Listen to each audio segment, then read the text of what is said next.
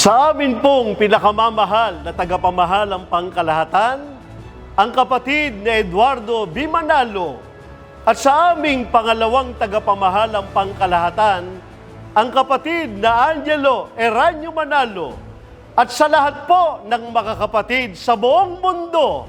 Kami po ng mga ministro at mga manggagawa sa Distrito Eklesyastiko ng Bohol ay bumabati po ng Happy 112th Anniversary po! Purihin ang Panginoong Diyos!